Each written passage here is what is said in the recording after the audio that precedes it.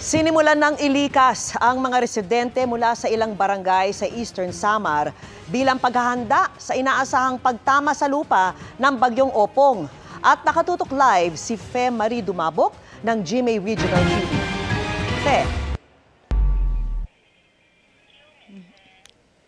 Yes, Vicky, bilang paghahanda sa Bagyong Opong, nagpatupad ng forced evacuation sa ilang lugar sa Eastern Samar, pati na rin dito sa Northern Samar. Tulad na lang dito sa Barangay Paisod sa bayan ng Palapag, Northern Samar, kung saan itong barangay hall nila ang nagsisilbi nilang evacuation center. As of 5 p.m. bulletin ng Pag-asa, posibleng sa Northern Samar o sa northern portion ng Eastern Samar magla-landfall ang Bagyong Opong bukas ng umaga.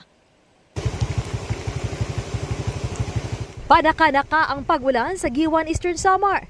Sa gitna nito, nagpatupad ang lokal na pamahalaan ng forced evacuation sa mga coastal barangay, particular sa Victory Island, at dinala na sila sa mainland. The first action gibuhat would be to identify yung kinahanglan natin of preemptive evacuation sa ating mga coastal communities, and we are in fact conducting forced evacuation sa Osaka Island Barangay.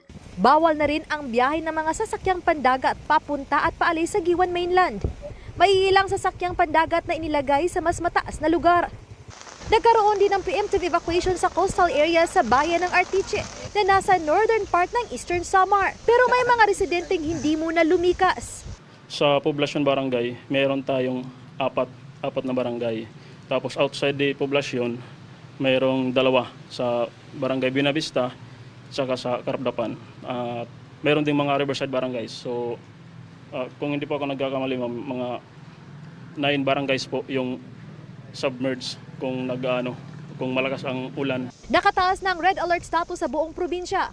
Batay sa 5 p.m. bulletin ng Pag-asa, sa Northern Samar o northern portion ng Eastern Samar, posibleng maglandfall ang Bagyong Opong madaling araw bukas.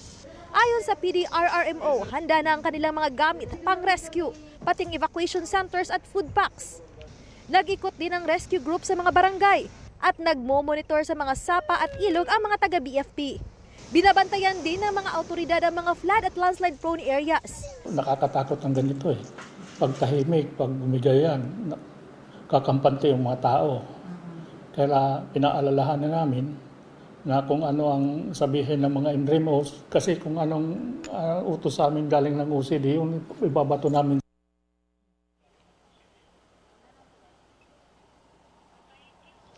Vicky, may ilang lugar dito sa Eastern Samar, pati na rin dito sa Northern Samar ang nakaranas ng power outage kanina na matapos ang ilang oras, nag-normalize naman. Mas pinaigting pa ng mga otoridad ang monitoring, lalo na simula kaninang hapon hanggang ngayon, ramdam ang panakanakang pag-ulan at lakas ng hangin dala ng Bagyong Opong dito sa Northern Samar. Inaasahan na lalakas pa ito hanggang bukas ng umaga. Kaya naman patuloy na suspended ang klase dito sa buong Northern Samar bukas. Vicky?